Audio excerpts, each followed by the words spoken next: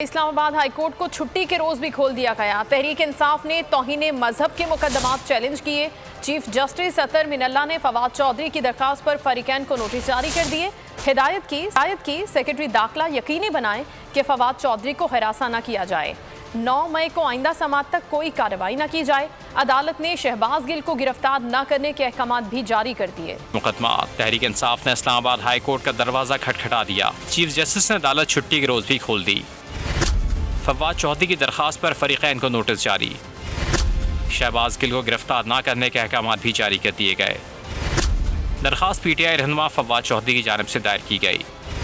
दरखास्त में वजीर दाखिला, सेक्रेटरी दाखिला और दीगर को फरीक बनाया गया। अदालत ने बताया कि सेक्रेटरी दाखिला यकीनी बनाए कि फवाद चौधरी को हिरासा न किया जाए। 9 मई को आइंदा समात तक इनके खिलाफ कार्रवाई भी न की जाए।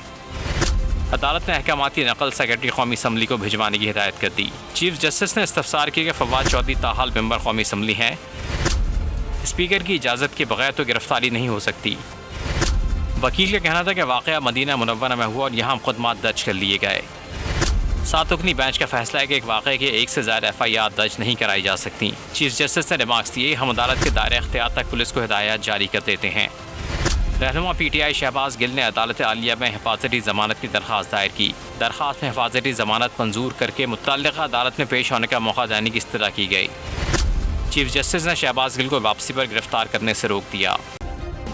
सब्सक्राइब करें और बेल दबाएं ताकि कोई खबर रह न जाए।